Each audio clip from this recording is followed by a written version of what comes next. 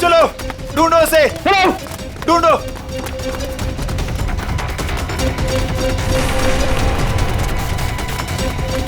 मिला क्या चोर? नहीं मिला।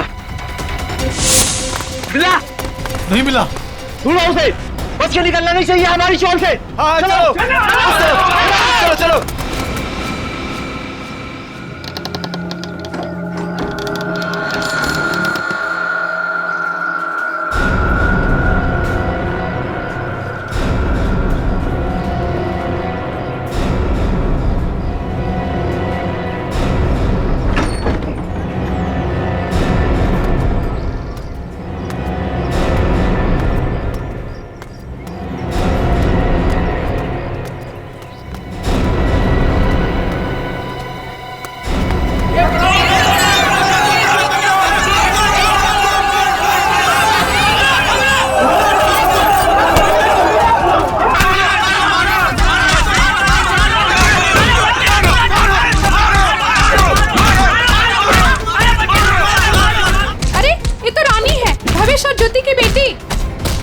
चल के देखते हैं, आओ।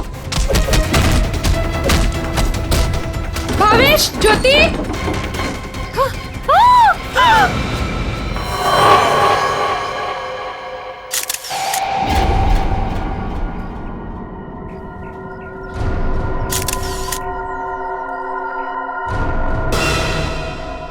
दोनों को गोली मारी गई है और गोली शरीर के आर पार हो गई है।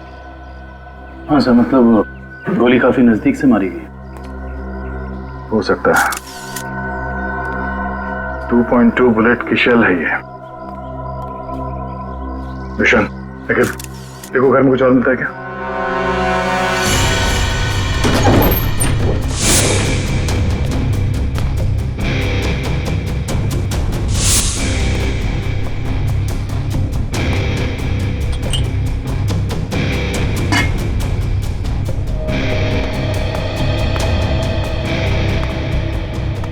तुमने इन दोनों का खून किया और बच्चा लेके भाग रहे थे ऐसे? साहब, मैंने इनका खून नहीं किया, मुझे गन भी चलाने नहीं आती। मैं 2 दिन से भूखा था साहब। सुबह एक घर से खाना चुराया था, लेकिन भीड़ मेरे पीछे पड़ गई तो भीड़ से बचने के लिए इस घर में छुप गया था साहब। इसकी तलाशी ली? हाँ सर, मगर गन नहीं मिली। आप लोगों ने यहाँ गोली चलने की आवाज सुनी थी? नहीं सर, नहीं। बच्चा चुरा के क्यों भाग रहे थे तुम? साहब, भीड़ से भागते हुए चुराया हुआ खाना फेंक दिया था। घर में इनको मरा पड़ा देखा और बच्चे इनके पास रो रहे थे।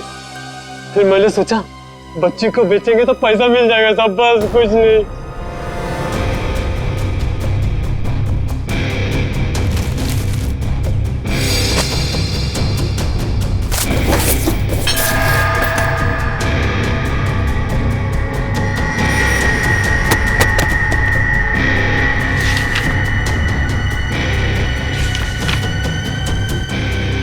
साहब, ये झूठ बोल रहा है, इसी ने खून किया है।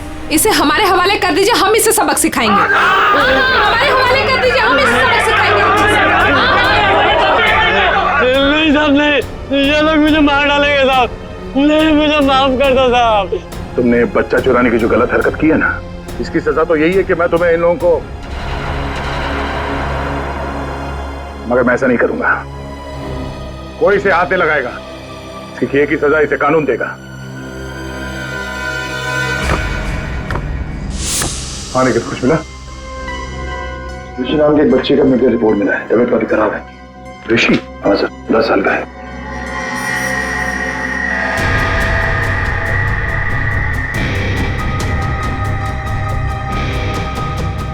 भावेश,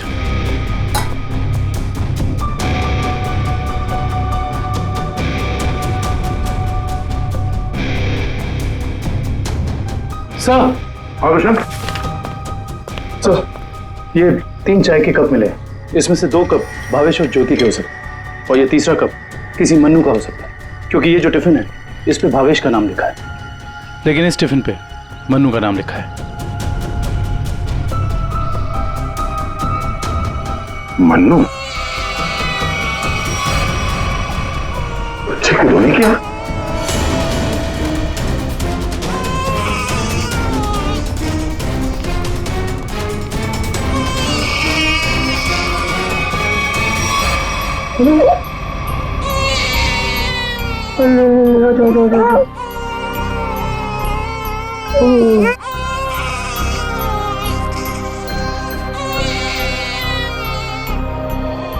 ये ऋषि कौन है? भावेश और ज्योति का बड़ा बेटा है सर। कितने बच्चे हैं उनके? सर भावेश और ज्योति के 2 बच्चे हैं। ऋषि 10 साल का बेटा जो हॉस्पिटल में भर्ती है, और ये बेटी रानी। सिर्फ 2 बच्चे? हाँ सर, क्यों? तो फिर ये बच्चा किसका है?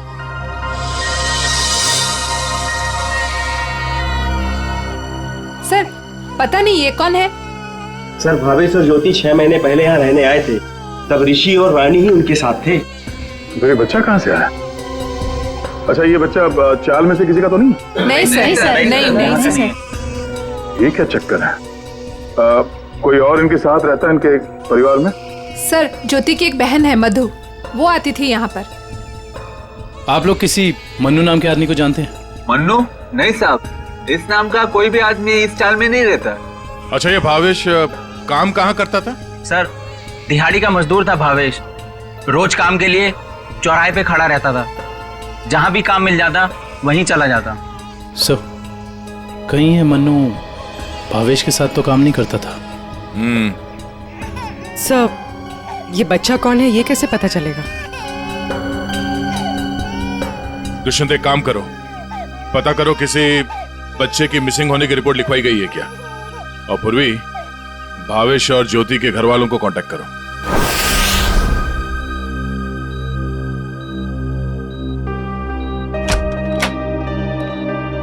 डॉक्टर साहब, हम सीआईडी से। Hello sir. हेलो, ऋषि यही है? हाँ सर, यही है। क्या हुआ सर? हम लोग इससे बात कर सकते हैं? नहीं सर, ये बात करने की हालत में नहीं है। ऐसा क्या हुआ इस बच्चे को? सर, इसे किडनी की प्रॉब्लम है। क्या बात है सर, आप लोग यहाँ कोई प्रॉब्लम? एक्चुअली ऋषि के माँ बाप अब नहीं रहे। क्या? माय गॉड, इसलिए इसके इलाज के लिए आज कोई रकम जमा करने नहीं आया। क्या मतलब? इलाज के लिए रकम? हाँ सर, एक्चुअली ऋषि का आज एक ऑपरेशन होने वाला था। इसके घर वाले आज 10 लाख रुपए जमा करने वाले थे। 10 लाख? ये वो लोग 10 लाख रुपए कैसे जमा कर पाते हैं? सर लेकिन 1 महीना पहले भी ऋषि का ऑपरेशन हो चुका था, और तब भी उन्होंने 10 लाख रुपए जमा कर दिए थे। क्या? और सर, इस ऑपरेशन के लिए भी उन्होंने पैसों का इंतजाम कर दिया था। मैं उन्हीं का वेट कर रहा था। सर आज मुझे इसे किसी भी हालत में ऑपरेशन करना पड़ेगा, वरना इसकी जान को खतरा है सर। डॉक्टर साहब, आप ये ऑपरेशन शुरू करिए, पैसों का इंतजाम हम लोग करेंगे। ठीक है सर, आप कहते हैं तो हम ऑपरेशन शुरू कर देते हैं। Okay sir.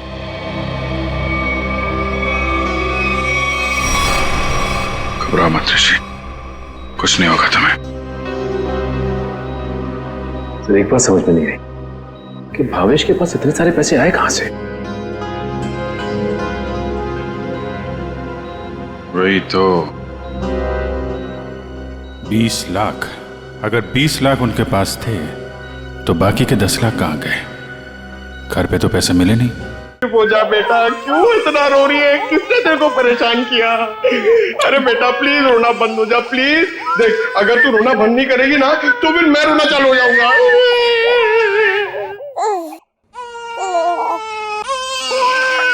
अरे सर इसका कुछ करो ना सर, प्लीज इसको चुप कराओ ना। अबे पंकज, ये दोनों तो रोने का कंपटीशन कर रहे हैं। आपने इतने साल से शादी कर रखी है, आपको समझ में नहीं आता? बीवी ने कुछ सिखाया नहीं आपको बच्चों को कैसे हैंडल करना है? पंकज, यही तो ट्रेजेडी है मेरे लाइफ की। मेरी बीवी तो हमेशा मुझे ही रुलाती रहती है, ये नहीं किया, वो नहीं किया, तुम्हें चाय बनाने नहीं आती, कितना कम पैसा कमाते हो, हमेशा डांटती रहती है। चुप रहना तो एसीपी साहब ने सिखाया है। कैसे? मैं कोशिश करता हूँ। एसीपी साहब आएंगे, दूध मलाई लाएंगे, मुन्ने को खिलाएंगे, मुन्ना खूब खाएगा, चुप हो जाएगा। है चुप हो गया। अरे सर, ये बहुत रो रही है सर। इसको भी चुप कराओ ना प्लीज। अबे नहीं, मेरी आवाज से ये वापस जाग जाएगा। तू एक काम कर, उस कोने में जा, एसीपी साहब का नाम लेके और कुछ भी गा ले। क्या गाँव, मेरे समझ में नहीं आ रहा है। हाँ। गांव से 20-20 कोस दूर जब भी कोई बच्चा रोता है तो माँ कहती है, बेटा सो जा वरना एसीपी सर आ जाएंगे।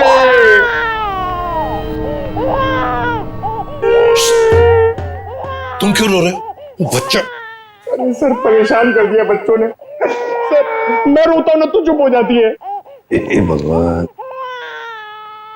पंकज, जो बच्चों को संभालेगा वो दुनिया में किसी को भी संभाल सकता है, समझे? फ्रेडी को देखो।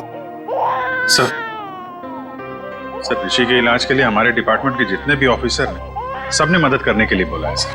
पैसे इकट्ठे हो जाएंगे। 10 लाख तो यूं इकट्ठे हो जाएंगे फिर। मगर सर, इस बच्चे की गायब होने की कहीं कोई रिपोर्ट लिखवाई नहीं गई है। कहीं ये बच्चा भावेश और ज्योति का ही तो नहीं हो सकता? पड़ोसियों को इसके बारे में कुछ पता ही ना। साळुंखे का। हाँ साळुंखे, बता। अच्छा, तो ठीक है। ये बच्चा भावेश ज्योति का नहीं है। साळुंखे कह रहा है कि डीएनए मैच नहीं हो रहा। तो फिर ये बच्चा है कौन सर? और भावेश के घर में कैसे पहुंचा सर? कहीं ऐसा तो नहीं अभिजीत कि भावेश ज्योति ने अपने बच्चे के ऑपरेशन के पैसे के लिए तो बच्चे को अगवा कर लिया? सर, पता करना पड़ेगा कि ये बच्चा कौन से हॉस्पिटल में पैदा हुआ है। वहां से शायद इसके माँ बाप के बारे में कुछ पता कर सकते हैं। हाँ सर, बच्ची का नाम तो पता है, रानी। बच्चे का नाम रखना पड़ेगा सर कुछ तो। अच्छा नाम आ रहा है दिमाग में। क्या सर? पार्थ। हाँ, पार्थ तो बहुत अच्छा नाम है ना? पार्थ। फ्रेडी, तुम्हारा बच्चा क्यों रो रहा है? अरे सर, आपने इसका नाम लिया और ये रो पड़ा। मैंने इसे कहा था कि आप दूध मलाई लाएंगे। दूध मलाई? अब मेरे लिए नहीं सर, इसके लिए। रेडी सर, मैं ले आई। अरे पूर्वी, अच्छा किया तुमने। बच्चे को गोद में खिला खिला के मेरे पसीने छूट गए। लाइए मैं देखती हूँ।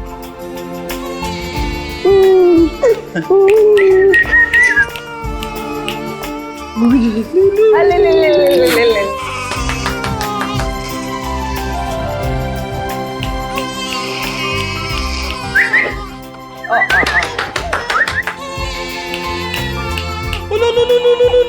सर,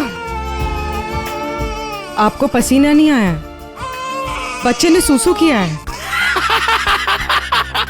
अरे बेटा, गोद में खिलाने का अच्छा तोहफा दिया तूने। पूर्वी, बच्चे की नापी बदल दो। और फ्रेडी, तुम अपने कपड़े बदल लो। ले ले ले ले, ये ले। चाहो तो नहा भी सकते हो। डायपर चेंज करके आता हूँ। डायपर? हाँ।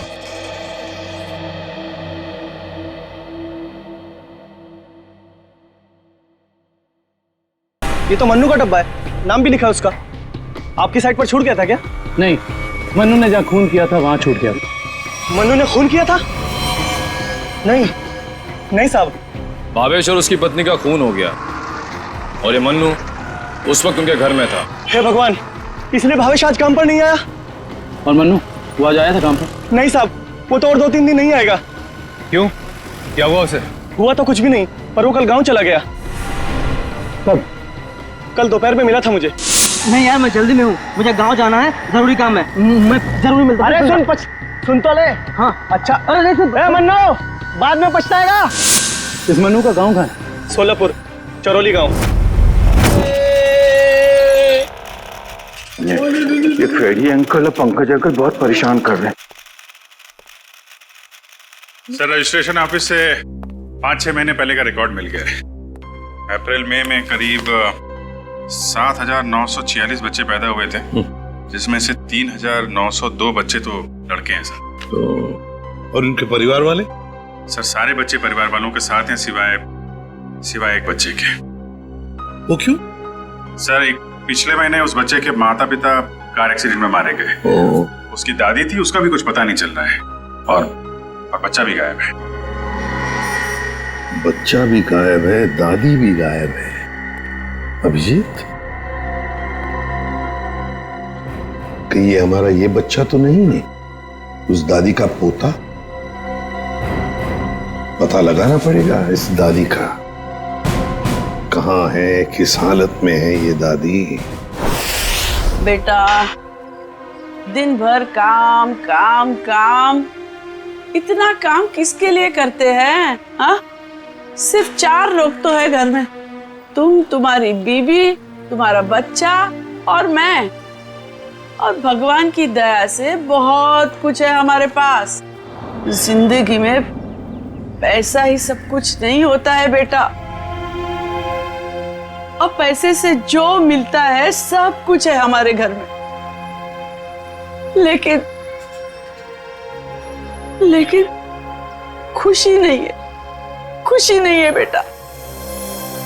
जा देख आईने में अपना चेहरा देख, कितना मुरझा गया है तू। और एक माँ बच्चे का मुरझाया हुआ चेहरा नहीं देख सकती। अले रो मत रे मेरा बच्चा। ये देख तेरा बच्चा, मेरा एकलौता पोता, इस घर का एकलौता वारिस। लेकिन टाइम है तुम्हारे पास इसके लिए? है टाइम? एक दिन ये भी मुरझा जाएगा, और उस दिन तू बहुत पछताएगा, देख ले बहुत पछताएगा। लेकिन तुझे इसकी जरा भी फिक्र नहीं है ना? ठीक है, जा तू मुंह हाथ धो ले और थोड़ा आराम कर ले। हाँ, तब तक मैं तेरे बच्चे से खेलती हूँ। और ले लो लला रहे, क्यों रो रहा है बच्चा? अरे दूध चाहिए, दूध, भूख लगा है, दूध पिएगा? दादी दूध पिलाती, दादी दूध पिलाती। इतने बड़े दुख की बात है ना, इन्होंने अपना सब कुछ खो दिया। सच, अपना बेटा, बहू और अपना पोता भी एक ही झटके में सब खत्म हो गया। अरे दूध नहीं पिएगा? बाप की तरह भूखा रहेगा? हाँ ठीक है, मैं तुझे सुलाती। लल्ला लल्ला लोरी, दूध की कटोरी, दूध में बताशा, मेरा पोता करे तमाशा।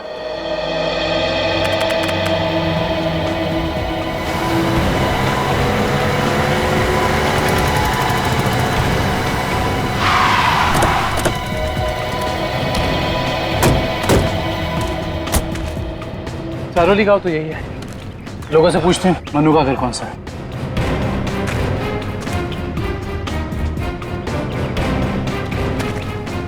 भाई साहब, ये रास्ता मनु के घर की तरफ जाता है।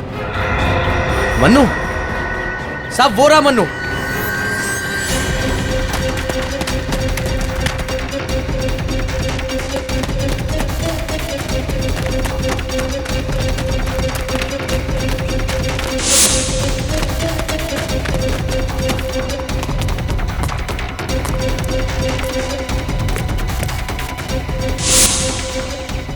खूनी कितना भी भाग क्यों ना ले मनु, ये दुनिया उसके लिए छोटी पड़ी जाती है।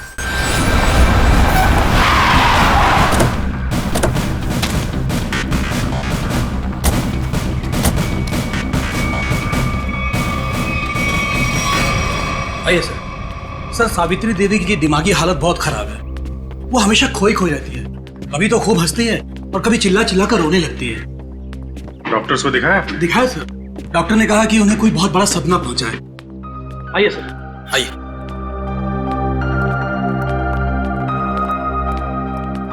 सर, ये रही सावित्री देवी।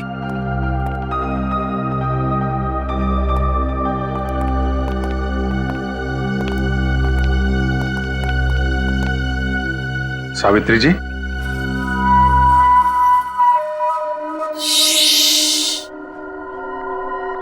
मेरा लाल सो रहा है।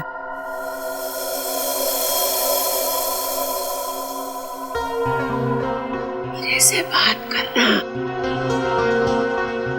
वैसे आप कैसी हैं?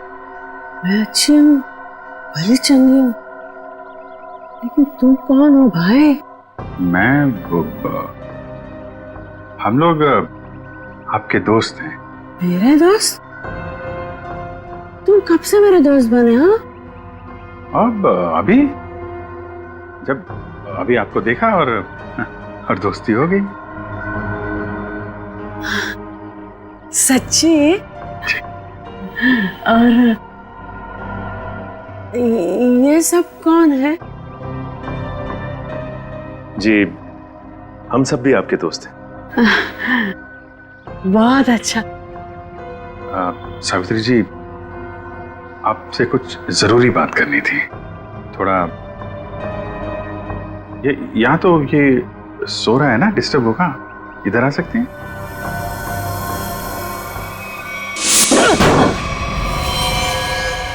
साहब, ना तो मैंने भावेश और उसकी बेबी को मारा है और ना ही मुझे उन 10 लाख रुपए के बारे में कुछ पता है। झूठ बोल रहा है तू मनु। तू भावेश के घर गया और वहां तूने उसका खून किया। उसके बाद तूने 10 लाख रुपए चुराए और इसी दौरान तेरा खाने का टिफिन वहां छूट गया। खून तू नहीं किया मनु, पैसों की लालच में। नहीं साहब, मैं मानता हूँ कल रात मैं उसके घर गया था। वो मेरा जिगरी दोस्त था साहब। कल रात मैंने उसके साथ चाय भी पी थी, लेकिन गलती से मैं उसके घर अपना टिफिन भूल गया था साहब। रास्ते में मुझे याद आया, मैं तुरंत उसके घर टिफिन लेने गया। मैं जैसे उसके घर के बाहर पहुंचा, अंदर से चीखने की आवाजें आ रही थी। खिड़की से झांक कर अंदर देखा तो अंदर एक आदमी भावेश और उसकी बीबी के सामने बंदूक तान कर खड़ा था और फिर उसने गोली चला दी और फिर डर के मारे मेरी चीख निकल गई साहब। मुझे लगा उस आदमी ने मुझे देख लिया, कहीं वो मुझे भी ना मार दे, इसीलिए मैं शहर से भागकर यहाँ आ गया साहब। तुमने उस आदमी का चेहरा देखा था? नहीं साहब, उसकी पीठ मेरी तरफ थी, इसलिए मैं उसका चेहरा ठीक से देख नहीं पाया। इतना बड़ा हादसा हो गया मनु, और तूने सीआईडी को बताना जरूरी नहीं समझा। जानता है ना, ये भी एक बहुत बड़ा जुर्म है। ब्यूरो ले चलो इसे। आपका पोता हमारे पास है। मेरा पोता तो यहाँ सो रहा है ना?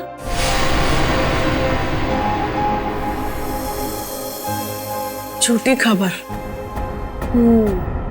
सावित्री जी, हम इसकी बात नहीं कर रहे। ये तो खिलौना है। आपके असली पोते की बात कर रहे हैं। जी हाँ, आपके बेटे का बेटा। याद है आपको?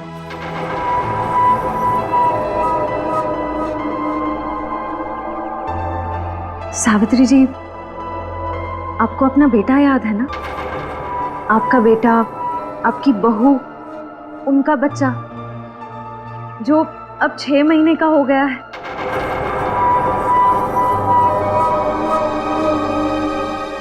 याद आया? सावित्री, याद करो। ये लोग उसकी बात कर रहे हैं जैसे तुम कलेजे का टुकड़ा कहकर याद किया करती हो। तुम्हारा लाडला, तुम्हारा पोता सावित्री, याद करो। हाँ सावित्री, कुछ याद आया? तुमने कहा था ना कि वो तुम्हारे बुढ़ापे की लाठी है, तुम्हारे घर का उजाला है। याद करो, याद करो सावित्री।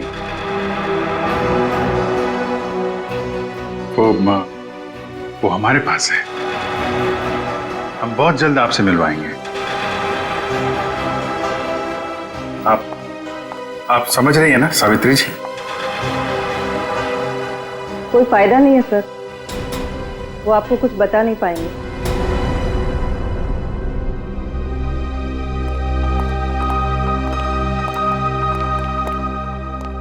देखिए, हमारा ये जानना बहुत जरूरी है कि सावित्री जी के साथ ऐसा क्यों हुआ और इनके पोते का क्या हुआ। उसको तो शायद अगवा कर लिया गया। इनसे 20 लाख रुपए भी मांगे गए थे, लेकिन इनके परिवार में तो कोई भी नहीं है। इनके बहू और बेटे की दोनों की एक एक्सीडेंट में मौत हो चुकी है। घर भी बिक चुका है। ये खुद इस सदमे से अभी तक बाहर नहीं निकली है। बहुत बुरा हाल है इनका। Thank you very much.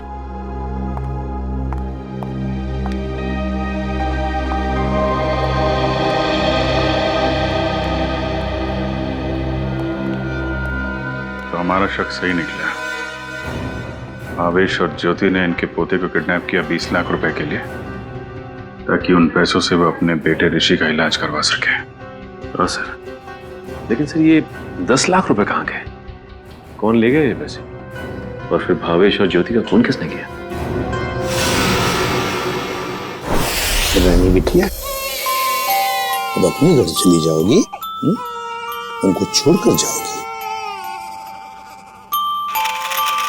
इसकी बहुत याद आएगी सर, और इसके बिना ये बाद भी अकेला पड़ जाएगा। हाँ, बहुत कम दिनों में घुल मिल गई एकदम। कोई बात नहीं, हम लोग मिलने जाएंगे इससे, इसके फ्रेडी अंकल और पंकज अंकल को साथ में लेके। अरे साहब, किसने मारा मेरे बहन भाई को? मैं तो लुट गई, बर्बाद हो गई। आप लोग उसका नाम बताइए, मैं उसे जिंदा नहीं छोड़ूंगी। चुप, शांत हो जाइए आप। खूनी को हम ढूंढ रहे हैं, आप शांत हो जाइए। अरे कैसे शांत हो जाओ सर? मैंने तो सोचा था कि अब तक आप लोगों ने खूनी को ढूंढ लिया होगा, पर आप लोगों ने मुझे यहाँ बुलाया क्यों है? देखिए, इस रानी बच्ची को आपको सौंपने के लिए यहाँ पर हमने बुलाया। क्यों? मैं क्या करूंगी इसका? अरे बच्चे के माँ बाप मर चुके हैं, आप इसकी मौसी है, ये भतीजी है आपकी, और आपके अलावा कौन सा आ रहा है इसका? अरे काहे की मौसी और काहे की भतीजी? मैं सिर्फ ऋषि की मौसी हूँ, जो उनका सगा बेटा है और अब अस्पताल में अनाथ पड़ा है। और ये रानी? वो भावेश के बहन की बेटी है, जो उसे जन्म देते ही मर गई थी। तो पाल रहे थे भावेश और ज्योति से। भावेश की बहन की बेटी? हाँ जी। तो फिर इस बच्ची के आप रिश्तेदार हो, आपसे बेहतर कौन संभाल सकता है इस बच्ची को? अरे सर, आजकल महंगाई के जमाने में अपने बच्चों को पालना पोसना बहुत मुश्किल है। इन्हें कैसे पालूं मैं? आप कहीं कोई बहाना तो नहीं बना रही ताकि बच्ची को ना ले जाना पड़े? देखिए साहब, झूठ बोले कौवा काटे। अगर आप लोगों को मेरी बात का यकीन नहीं है तो ग्रीन रूट अस्पताल में जाके पता कर लीजिए। 26 अप्रैल को ये पैदा हुई थी वहां पे। एक मिनट। 26 अप्रैल को उसी हॉस्पिटल में, ग्रीन रूट हॉस्पिटल में पार्थ भी तो पैदा हुआ था 6 महीने पहले। हैं? ये कौन है? नहीं कुछ नहीं, वो आपके मतलब की बात नहीं है। देखिए सर, आप लोग बार बार मुझे यहाँ बुला के तंग मत कीजिए। अब आप देख लीजिए इन बच्चों का क्या करना है। मैं चलती हूँ। कमाल है सर, कैसे कैसे लोग हैं सर ये, बिना स्वार्थ के कोई काम ही नहीं करता। यही सच्चाई है दया, यही सच्चाई है। सब ये कैसे संयोग है? ये दोनों बच्चे एक ही दिन एक ही हॉस्पिटल में पैदा हुए। एक ही दिन एक ही हॉस्पिटल में दोनों बच्चे पैदा हुए। जरूर उस तारीख को उस हॉस्पिटल में कुछ न कुछ तो हुआ था। क्या हुआ होगा पता लगाना पड़ेगा। Green route hospital. इसी साल अप्रैल 26 तारीख को कांता और पूजा नाम की 2 औरतों ने बच्चों को जन्म दिया था इस हॉस्पिटल में। हमें उनकी पूरी डिटेल चाहिए। क्या बात है सर? उनमें से एक बच्चा किडनैप हो गया। 1 मिनट सर। हाँ सर, कांता ने एक लड़की को जन्म दिया था और पूजा को लड़का हुआ था। पूजा मिस्टर अनुज की वाइफ है और कांता के पति का नाम नहीं है। मिस्टर भावेश उनके गार्जियन हैं। ये दोनों परिवार एक दूसरे को जानते थे? नहीं सर, एक की डिलीवरी जनरल वार्ड में हुई थी और दूसरी की डिलक्स में। ठीक है, थैंक यू।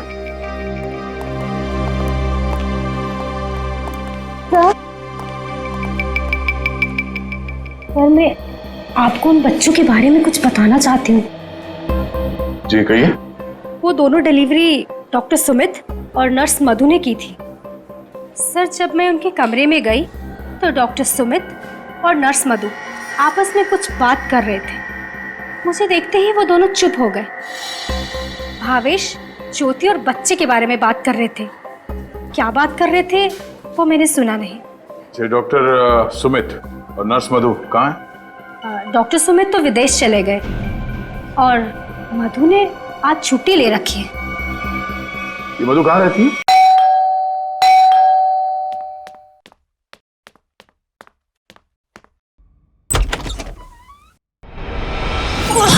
कौन हो तुम? हाँ? कौन हो तुम?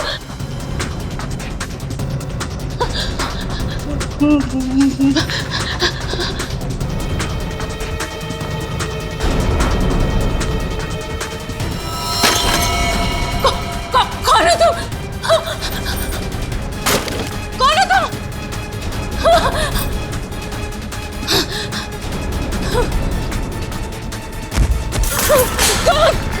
कौन हो तुम? बचा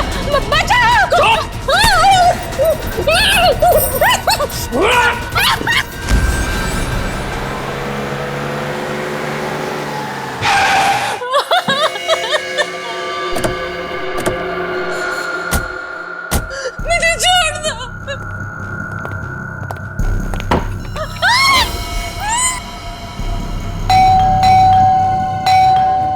बस दरवाजा क्यों नहीं खोल रही है?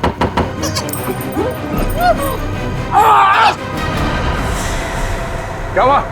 दरवाजा खोलो, दरवाजा खोलो।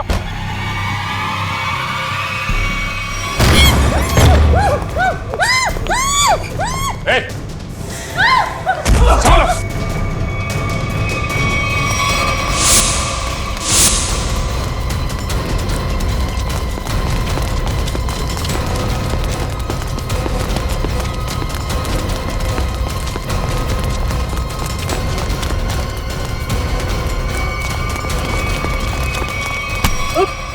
बस बस।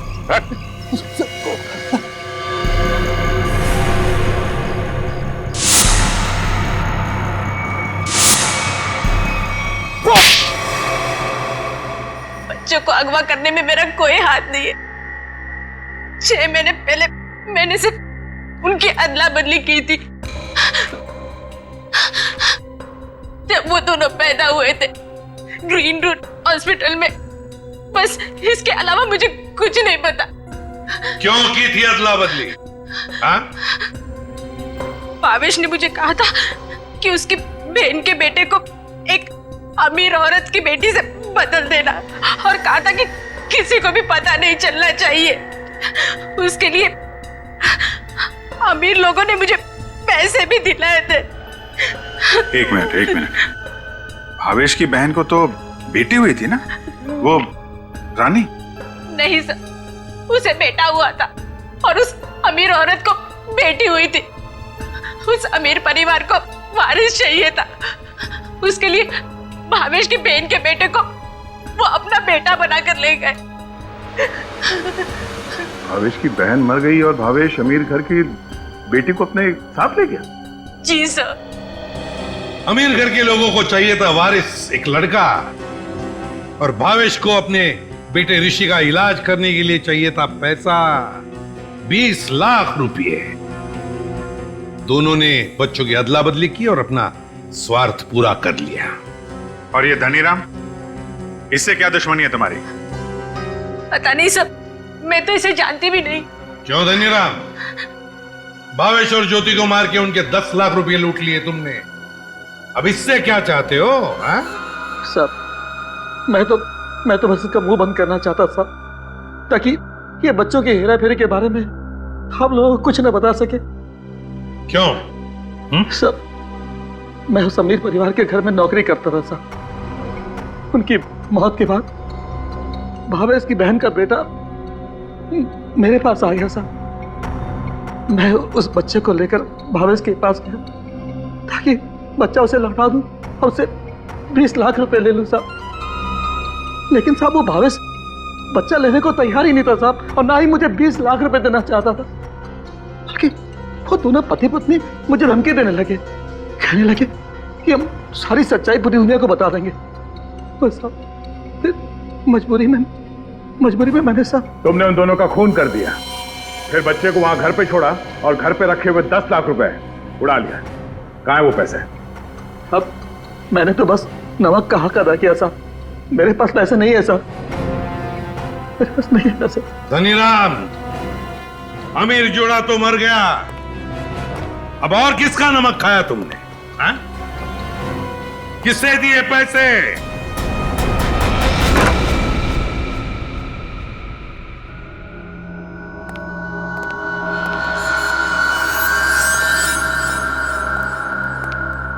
क्यों किया आपने ये सब? देखिए, हमें सब कुछ पता चल चुका है, चुप रहने से कोई फायदा नहीं है। हम समझ सकते हैं कि इस उम्र में जिंदगी से जूझना मुश्किल हो जाता है, लेकिन गुनाह तो गुनाह है ना। आपकी उम्र आराम से जिंदगी गुजारने की है, मगर आपने जो गुनाह किया है उसकी सजा तो आपको भुगतनी ही पड़ेगी। अफसोस गुनाह करने से पहले करना चाहिए था। अब चुप रहने से आपके गुनाह मिट नहीं सकते, आपको हमारे साथ चलना पड़ेगा।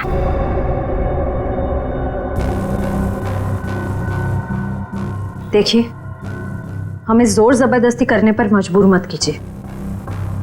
हम सिर्फ आपकी उम्र का लिहाज कर रहे हैं, वरना मुजरिमों से निपटना हमें खूब आता है। श्रेया, सावित्री जी, सावित्री जी,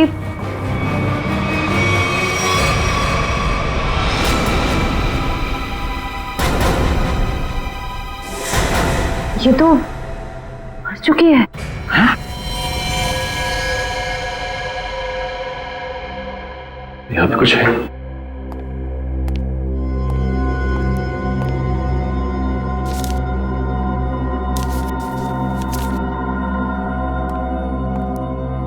ये देखिए सर, सावित्री जी के हाथ का लिखा लेटर। मैं मुजरिम हूं, ये सब मैंने किया है।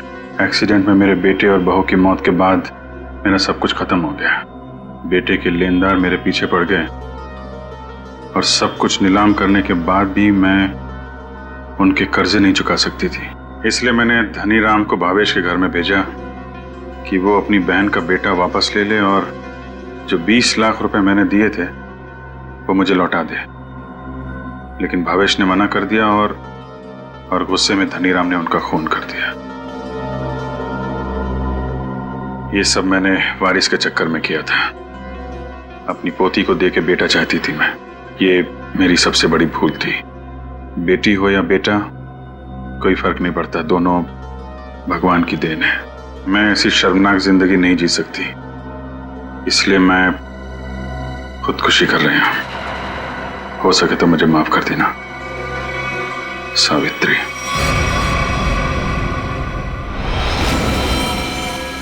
बहुत बुरा हुआ इनके साथ में सर।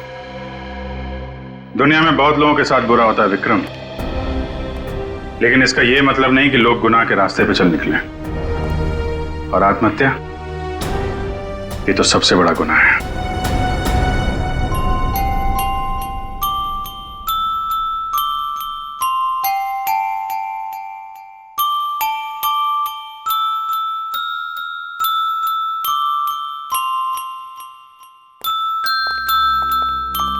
आप लोग प्लीज थोड़ी देर यहीं रुकिएगा। हेलो बोलो, हेलो, ये लो, हेलो, हेलो, हेलो। दया,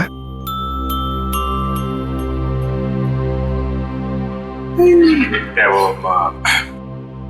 एनजीओ वाले आ गए हैं बच्ची को। सर मेरी एक रिक्वेस्ट थी सर। वो मैं जानता हूँ तुम बच्ची को खुद छोड़ने जाना चाहते हो ना, तो हम भी चलेंगे छोड़ने के लिए उसको। नहीं अभिजीत, वो बात नहीं है। सर मुझे दया, जरा सोचो, बच्ची को हम भी रखना चाहते हैं, रोज हर रोज उसके साथ खेलना चाहते हैं, देखेंगे हम उसको, लेकिन हम उसकी अच्छी तरह से परवरिश नहीं कर पाएंगे। ये बच्ची एनजीओ में जाएगी तो बाकी बच्चों के साथ बड़ी होगी, सीखेगी, है ना? इसके फ्यूचर का भी हमें सोचना चाहिए।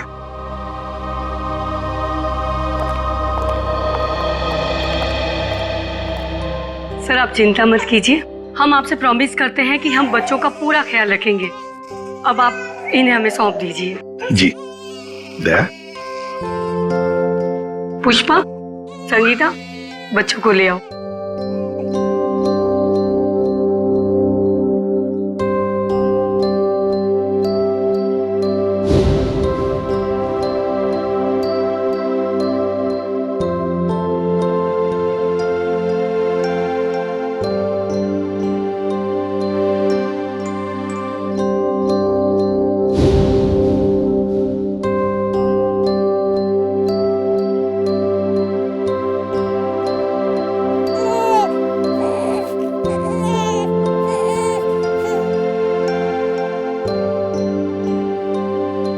सर हम ऋषि की भी पूरी जिम्मेदारी उठाने को तैयार हैं। उसकी हर सुविधा का हम ख्याल रखेंगे। पता है मुझे, लेकिन देखिए ऋषि के इलाज के सारा खर्चा सीआईडी उठाएगी। ओके जी। Thank you. Thank you.